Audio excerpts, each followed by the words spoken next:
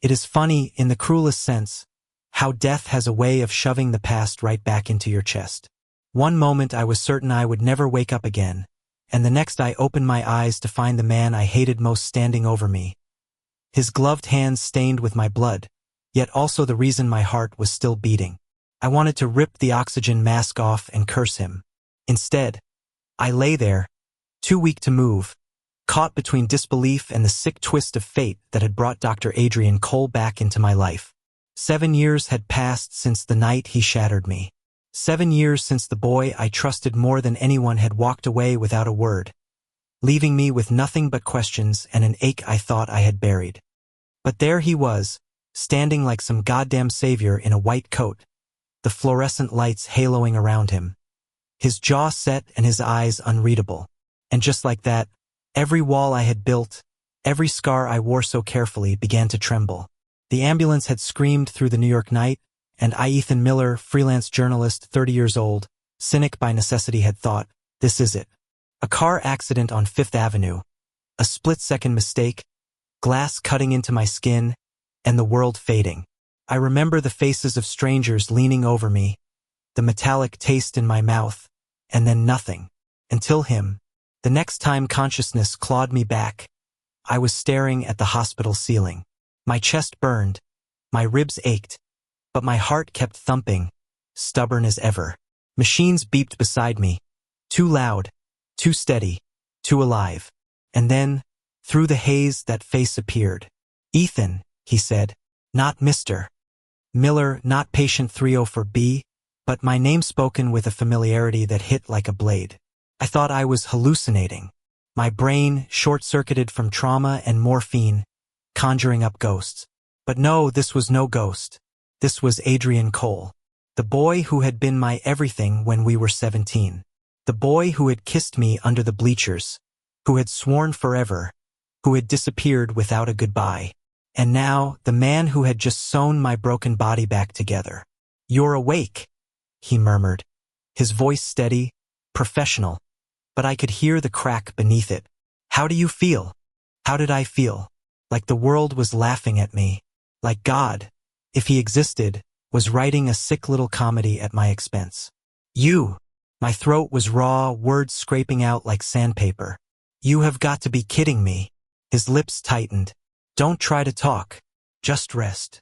I let out a sharp laugh that turned into a cough. Rest? After finding out that my surgeon is you. My chest hurt with every word, but fury was an anesthetic all its own. Of all the doctors in this city, it had to be you? His gaze faltered for just a second, the mask of professionalism slipping to reveal the man beneath. The one I used to know. Ethan, please. Don't. I snapped, heat rushing to my eyes. Don't say my name like you still have the right. Silence fell between us, thick and suffocating. Only the monitors filled it, their steady beeping mocking the chaos inside me. And just like that, the past I had spent years outrunning was standing right at my bedside, asking me to live with it. The hospital became both cage and battleground. Every time Adrian entered the room, I felt my pulse spike, not because of my injuries, but because my heart refused to obey the hatred I clung to. He moved with the confidence of a man who had saved countless lives, his touch steady, his orders sharp. Nurses followed him with respect. Patients whispered his name with gratitude. He was everything I had always believed he would become. Brilliant, admired, untouchable. And yet, to me, he was still the boy who broke his promise. The first days blurred with pain and medication, but I couldn't escape him. He insisted on personally checking on me, though surely there were dozens of other surgeons in this hospital. Why me? Why now? Because you're my patient, he said simply when I demanded an answer. But his eyes said something else, something heavier, something unspoken. I wanted to scream, to tell him to stay the hell away, but the truth was Messier. Deep down, a part of me had always wondered where he had gone, why he had left, whether I had meant anything to him at all. And now he was here, flesh and blood, every question boiling back to the surface. The nights were the worst. Hospitals are never truly dark, but they're lonely, achingly so. I'd lie awake, staring at the faint glow of the monitors, and remember, 17, lying in the back seat of his old car, our hands entwined, our laughter spilling out into the quiet night. The way his lips tasted of mint gum. The way he looked at me like I was the only boy in the world who mattered. Then the memory would shatter, replaced by the vision of him walking away. No explanation, no goodbye. And now his voice would echo in the hall outside my room, pulling me back to the present. How dare he return like this? How dare fate place my life in his hands? But what shook me most wasn't anger.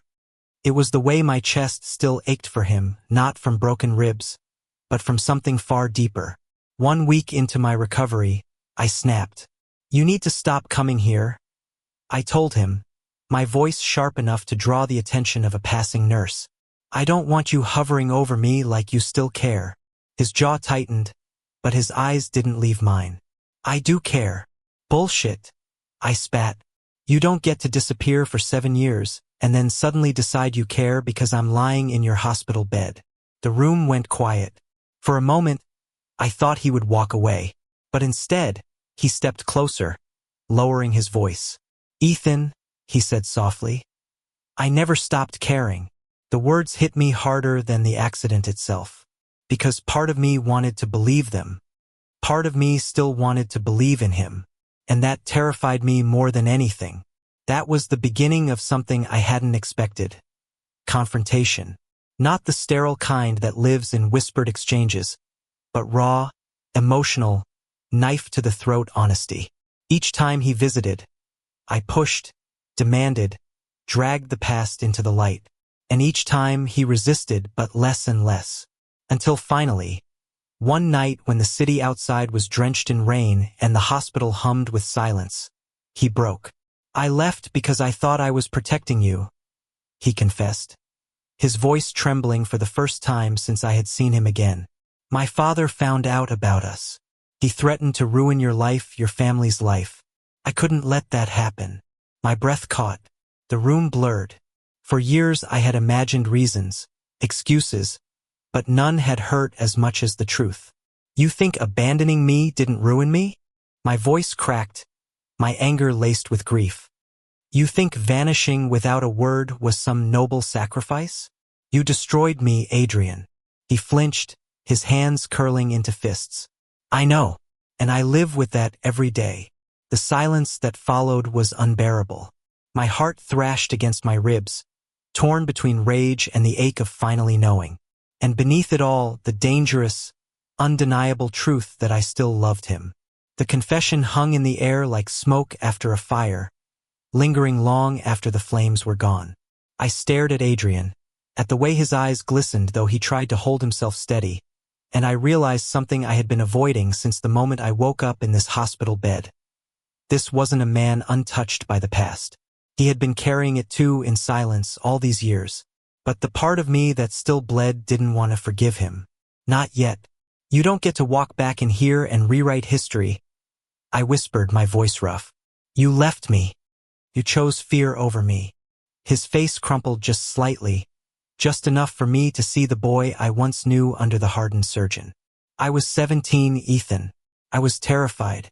My father would have destroyed everything. I thought I was doing the right thing. God, if I could go back. "You can't." I cut him off, the bitterness spilling out faster than I could contain it. "You can't undo 7 years. You can't undo the nights I spent wondering if I wasn't enough. You can't undo the way I stopped believing in love because of you." The silence that followed was heavy, suffocating. He didn't try to argue. He just stood there, every muscle tight, as though he was holding himself together by a thread.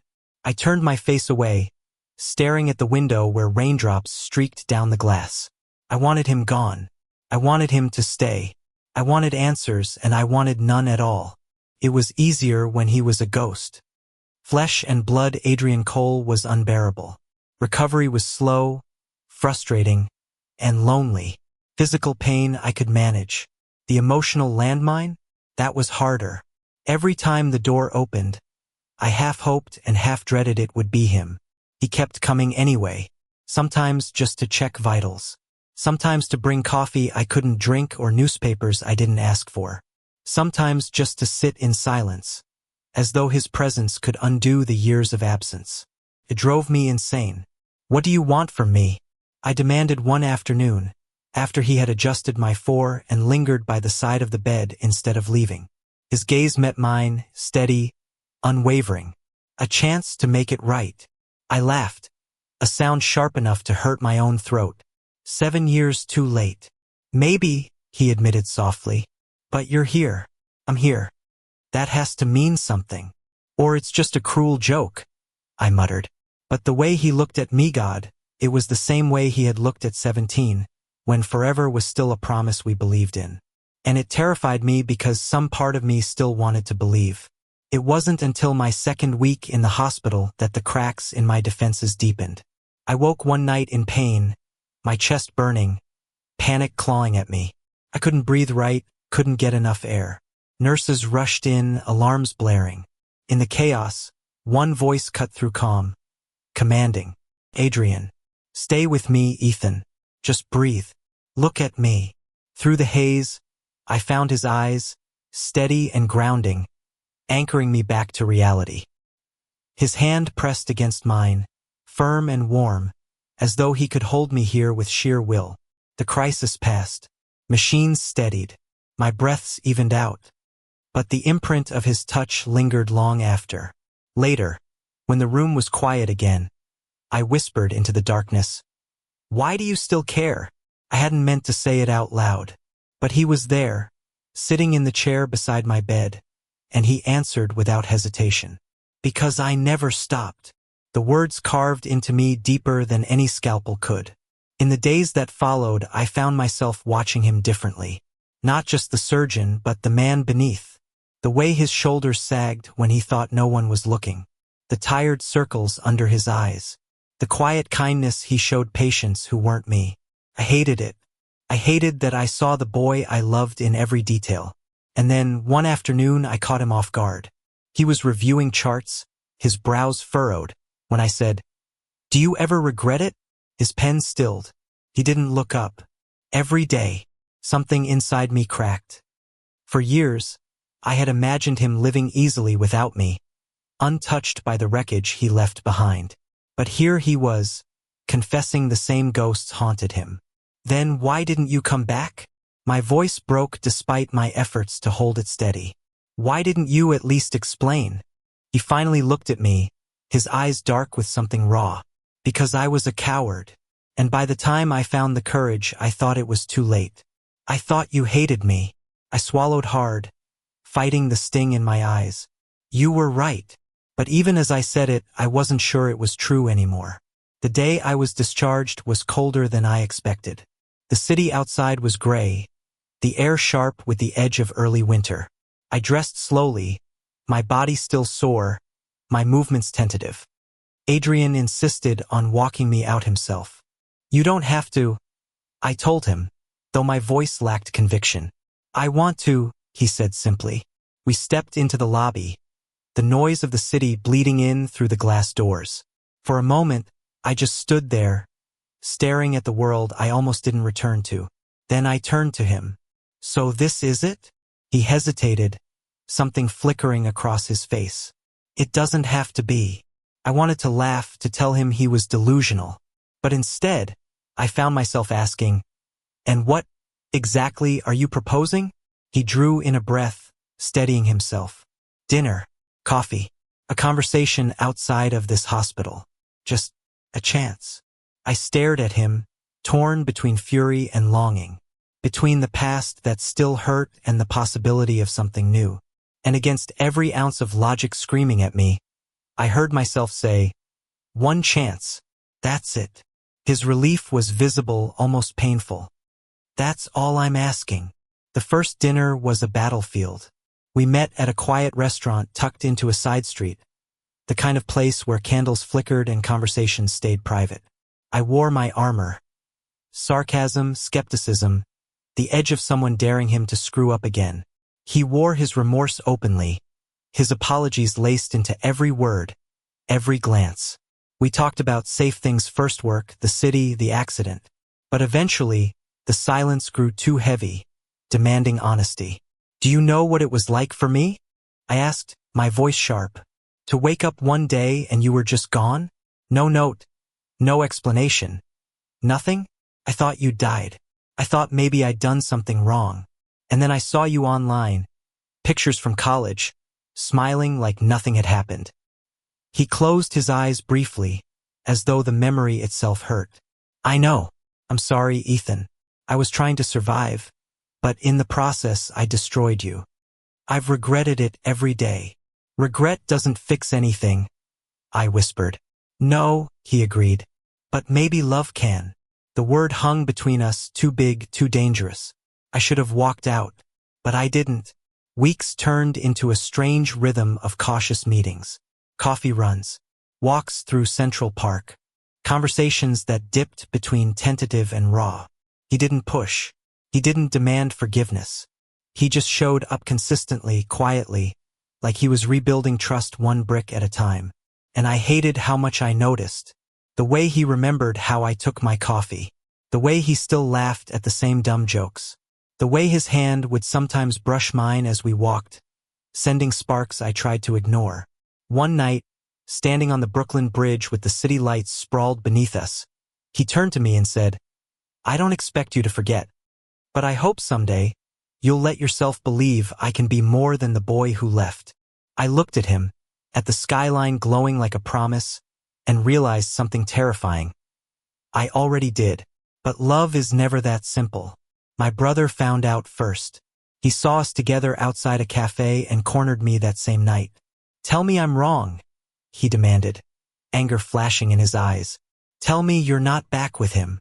I froze. The word back cut deep. "He saved my life," I said finally, defensive.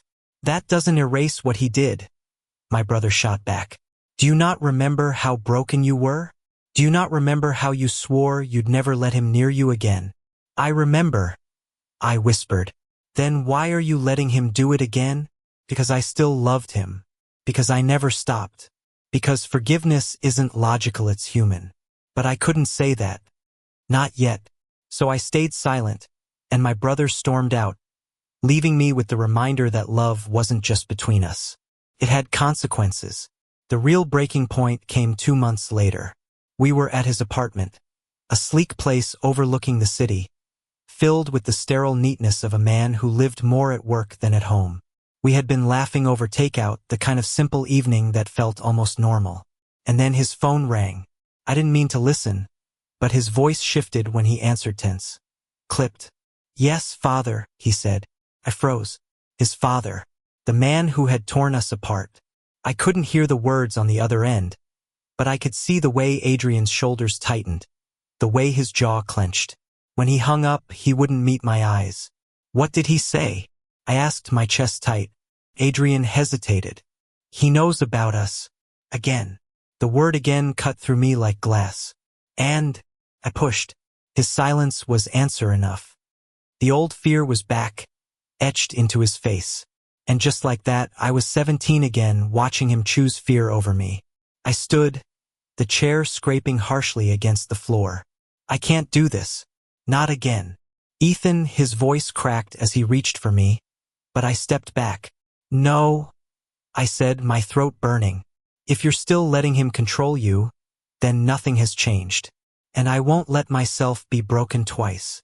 The look on his face, desperation, regret, love all tangled together, was almost enough to undo me. But I walked out anyway, the city air freezing against my skin, my heart aching like fresh wounds. The night I walked out of Adrian's apartment, the city swallowed me whole. The streets were alive with people laughing, rushing, living, but I felt hollow. Each step echoed with the same thought. I had been a fool to believe things could be different. The wind cut cold against my skin, sharper than the pain in my chest. I wanted to scream, to curse him, to curse myself for letting hope crawl back into my veins. But all I could do was keep walking, one block after another, until my body gave out and I collapsed onto a bench in Union Square. I sat there for hours, watching strangers pass, my heart caught between fury and grief. The truth was simple, brutal. I still loved him. And that love was poison if he couldn't cut himself free from the man who had ruined us before. By the time dawn crept over the skyline, my decision was made. I had to let him go again. The days that followed were numb.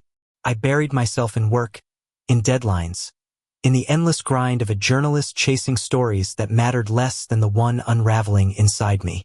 My brother avoided talking about Adrian altogether, though his silence carried judgment louder than any words could.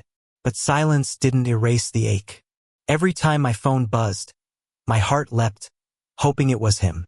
Every empty screen was a reminder that I'd walked away first this time, that maybe this time he was letting me, until one night when the knock came.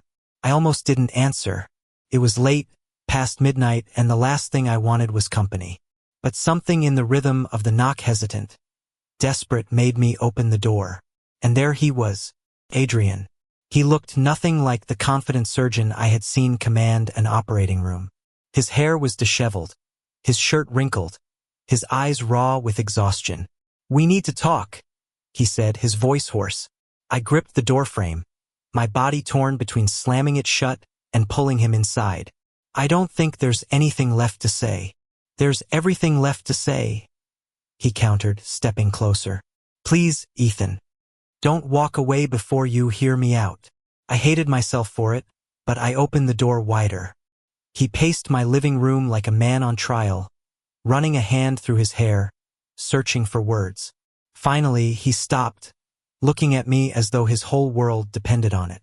"My father called because he found out we were seeing each other." And yes, for a moment I froze, because that man still terrifies me. But what I didn't tell you, what I should have told you, is that I hung up on him. For the first time in my life, I hung up on him. I blinked, my anger faltering. "You what?" His lips curved into something fragile, almost disbelieving. I told him he has no power over me anymore, that he doesn't get to dictate who I love. And then I hung up. "Ethan, I swear to you, I'm not that 17-year-old boy anymore. I won't run again. Not from him. Not from us." The words hit me like a tidal wave. I searched his face for any sign of hesitation, any crack that would betray a lie, but there was none. "I'm sorry it took me so long," he continued, his voice breaking. "I should have been stronger back then, but I am now. And if you'll let me, I'll spend the rest of my life proving it to you." Silence stretched between us, thick and trembling. My heart hammered against my ribs, screaming to believe him, to let him back in. But scars are stubborn things, and trust is not easily rebuilt. "Words are easy," I whispered. He stepped closer, his eyes burning with conviction. "Then let me show you." The weeks that followed were different. He didn't just say he had changed, proved it. When his father showed up at the hospital one evening, storming into his office with rage written across his face, Adrian didn't flinch. I wasn't there, but he told me later, his voice steady, that he had stood tall and said, "You don't control me anymore. I'm done living in your shadow." And when his father threatened him with disgrace, with cutting him off financially, with tarnishing his career, Adrian had only smiled grimly. "I built this career on my own. You can't take what you never gave." For the first time, he walked out of that room without looking back. When he told me the story, sitting across from me in a diner, I could see the weight lifted from his shoulders. The boy he once was finally breaking free. And something inside me shifted. But healing wasn't instantaneous. We still fought. Sometimes over the past, sometimes over fear, sometimes simply because it was easier to argue than to admit how much we still hurt. "You can't just erase what happened," I told him one night, my voice rising. "You can't just expect me to trust you again like nothing broke." "I don't expect that," he shot back. "I just want the chance to earn it. Isn't that what love is? Not perfection, but trying." The word love made my chest tighten, but I didn't deny it, because the truth was, I loved him still. Our turning point came on Christmas Eve. Snow fell softly over the city, blanketing everything in quiet magic. My brother had invited me to his place for dinner, and after much persuasion, I brought Adrian with me. The tension was palpable at first. My brother's glares, Adrian's stiff politeness, My own nerves stretched taut. But then something unexpected happened. Midway through dinner, my niece, just 6 years old, all innocence and curiosity, climbed into Adrian's lap and asked, "Are you the doctor who saved Uncle Ethan?" Adrian froze, caught off guard. Then he nodded. "Yes, I am." Her eyes lit up. "Then you're a hero." The room went silent. My brother's gaze softened, just a fraction. And for the first time, I saw the possibility of acceptance shimmering on the horizon. Later that night, as we walked home through the snow, Adrian slipped his gloved hand into mine. I didn't pull away. We spent New Year's Eve together on my rooftop, the city exploding with fireworks, the air crackling with new beginnings. He kissed me at midnight, slow and reverent, like we were 17 again but wiser now. "I'm not letting go this time," he whispered against my lips. And for once, I believed him. Still, the road wasn't smooth. Love never is, especially not when it's been broken before. There were nights I woke from dreams of the past, shaking, angry, pushing him away. There were days he worked long hours, the distance between us stretching thin. But every time we found our way back to each other. With honesty, with apologies, with stubborn, relentless love. I learned to trust him again, piece by fragile piece. He learned to forgive himself, though it took longer than either of us expected. And slowly, the scars became part of us. Not chains but reminders. Proof that we had survived. One spring evening, months after the accident, we stood together on the same hospital rooftop where I had first seen him again.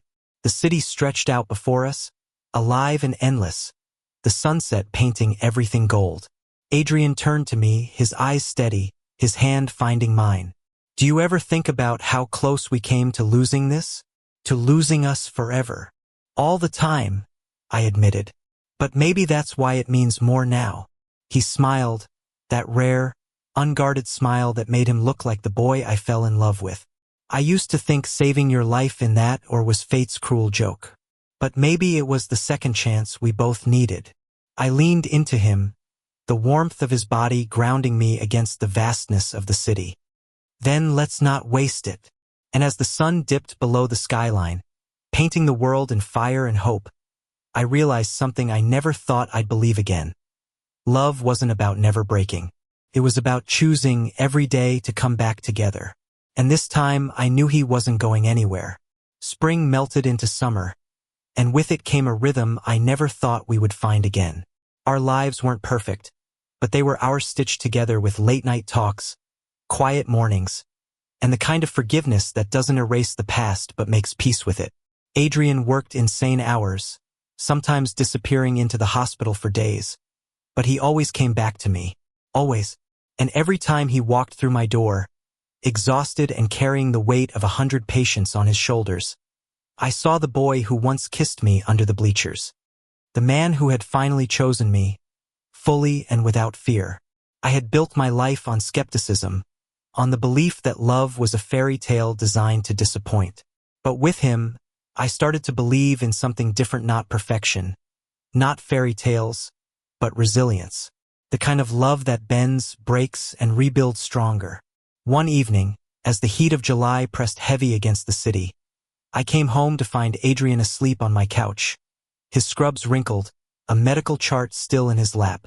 His face was softer in sleep, the lines of exhaustion etched deep.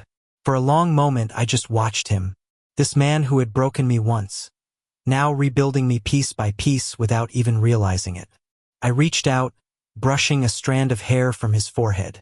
He stirred, his eyes fluttering open, and smiled when he saw me. "You're home," he murmured, his voice hoarse with sleep. "Yeah," I whispered, settling beside him. "I'm home." And for the first time in years, I realized I meant it. Home wasn't a place. It was him. But the past doesn't let go so easily. One August afternoon, I received a letter in the mail. No return address, but the handwriting was familiar enough to make my stomach turn. Adrian's father. Inside, a single page. Cold, sharp words reminding me of what he thought of me, of us. A warning.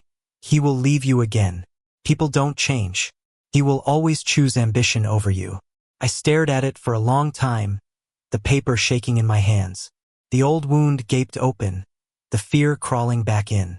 When Adrian came home that night, I shoved the letter at him, my anger spilling over. He's still trying to control you. How can you be so sure he won't be right? Adrian read the letter, his expression unreadable. Then, without hesitation, he tore it in half. Then in quarters. Then in shreds. He doesn't decide who I am anymore, Adrian said firmly, letting the pieces fall to the floor. He reached for my hand, holding it tight. And he sure as hell doesn't decide who we are. I searched his eyes, looking for even a flicker of doubt. But there was none. For the first time, I realized he wasn't afraid anymore. And slowly, I wasn't either. By autumn, the city shifted again. Leaves turned gold, the air crisp, and for once, the season didn't feel like an ending but a beginning. We started small traditions. Sunday mornings at the cafe down the street. Thursday night takeout because cooking was a disaster waiting to happen. Walks through Central Park whenever we needed to breathe. One Saturday, we wandered through a street fair, the air thick with the scent of roasted corn and cotton candy. Adrian bought me a ridiculous caricature drawing of us that made me laugh until my ribs hurt. "You're ridiculous," I told him, rolling my eyes. "And you're smiling," he countered, grinning like he had won a battle. It was in those moments, the simple, silly ones, that I realized love wasn't about grand gestures or perfect promises. It was about showing up. Again and again. Still, the fear lingered, quiet but constant. One night, lying in bed with him beside me, I asked the question that had haunted me for years. "What if you leave again?" He turned toward me, his hand finding mine under the sheets. His eyes were steady, his voice sure. "Then I'd spend every day of my life chasing you until you took me back." I swallowed hard, my chest tight with the weight of it. "Don't say that unless you mean it." He squeezed my hand. "I've never meant anything more." And for the first time, I let myself believe it. Winter returned, sharp and unforgiving. But this time it didn't feel cold. We decorated a small tree together in my apartment. Lights flickering, ornaments clumsy, but perfect in their imperfection. On Christmas Eve, Adrian surprised me. He brought me to the hospital rooftop, the same place where I had first looked up and seen him again. The same place where fate had shoved us back into each other's lives. The city stretched below, glittering with holiday lights, the night sky clear and endless. He turned to me, pulling something from his pocket. A small box. My breath caught. "Adrian." He opened it, revealing not a ring, but a simple silver key. "This is the key to my apartment," he said softly. "It's not a proposal. Not yet. But it's me saying I'm not going anywhere. That I want you in every corner of my life. Not just the moments we can steal. Move in with me, Ethan. Let's stop living like we're waiting for the other shoe to drop." Tears stung my eyes. For years, I had dreamed of forever with him. For years, I had convinced myself it was impossible. And now, here it was, not a fairy tale, not perfection, but real, tangible, messy, beautiful love. I took the key, my fingers brushing his. "Yes," I whispered, my voice breaking. "Yes, Adrian." He pulled me into his arms, his lips pressing against mine as the city hummed around us. And for once, I wasn't afraid. The years ahead won't be easy. We know that. There will be long nights, harsh fights, old scars that flare up when we least expect them. But there will also be laughter, forgiveness, mornings tangled in sheets, dinners with family, and love that grows not because it is unbroken, but because it survived the breaking. When I look at him now, I don't just see the boy who left or the man who saved my life. I see the man who came back, who fought for us, who chose me every single day. And I choose him too. Because in the end, that's what love isn't, the absence of fear, but the courage to keep choosing anyway. On a quiet spring morning, years after that first accident, I wake to the sound of Adrian humming in the kitchen, the smell of coffee filling the air. I step out, watching him move with an ease I never thought we'd share again. He glances up, smiling. "Morning." "Morning," I reply, and it feels like the simplest, most extraordinary thing in the world. I cross the room, wrap my arms around him from behind, and rest my head against his shoulder. He leans into me, warm and steady. In that moment, I realize the surgeon who saved my life wasn't just the man who broke my heart. He was the man who put it back together. And this time, it's forever. Thank you for listening. If you find it interesting, please like and subscribe to follow the next stories.